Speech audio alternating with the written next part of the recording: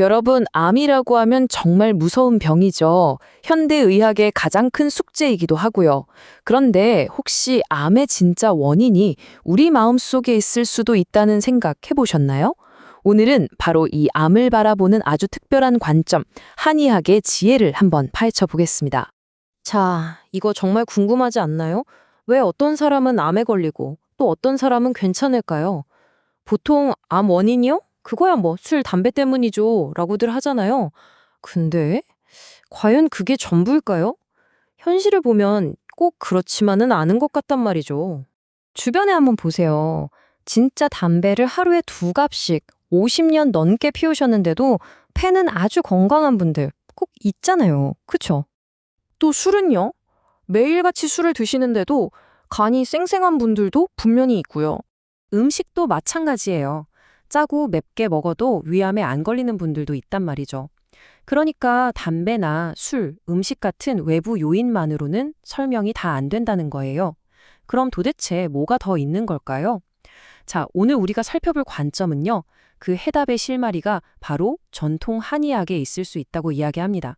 한의학의 핵심, 그건 바로 에너지. 우리가 흔히 말하는 기입니다. 이게 무슨 말이냐면요. 한의학에서는 우리 몸을 그냥 살, 뼈, 장기들이 모여있는 덩어리로 보지 않아요. 그게 아니라 보이지 않는 에너지가 온몸을 흐르는 하나의 거대한 시스템으로 본다는 거죠. 자, 바로 이 지점이 중요합니다.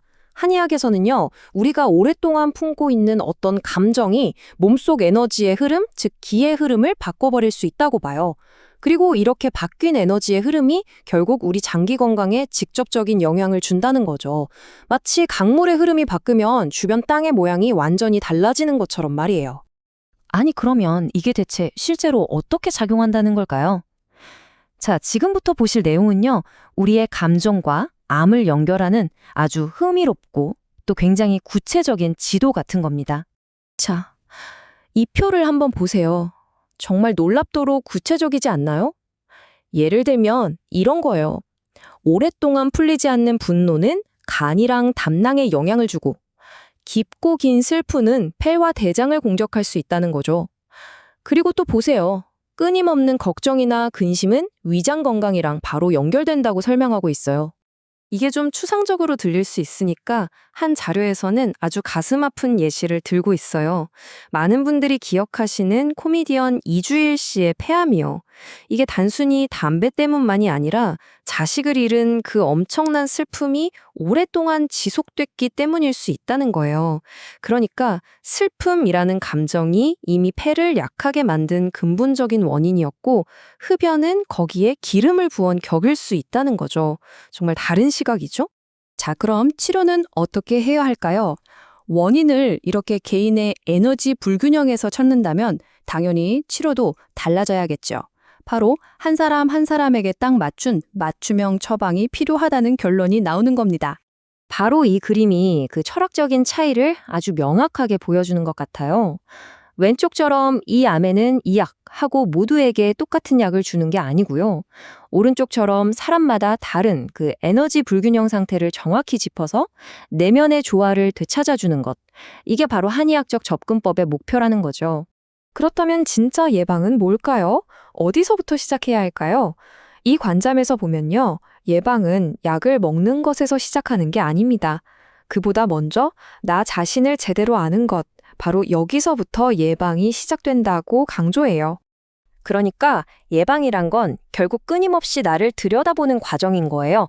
자, 3단계로 볼 수 있겠네요.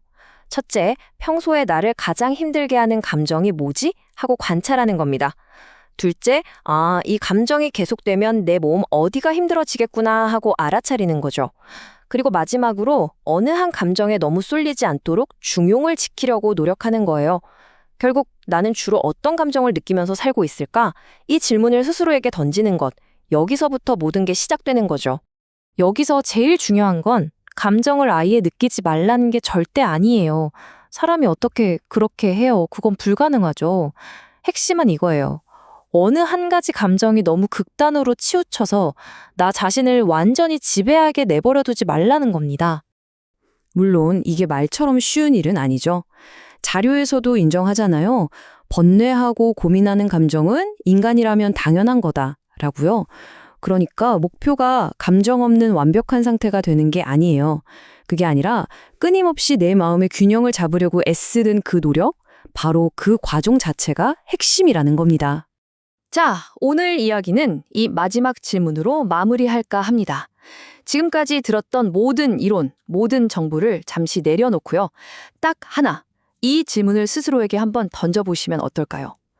지금 내 마음은 과연 어디를 향하고 있을까?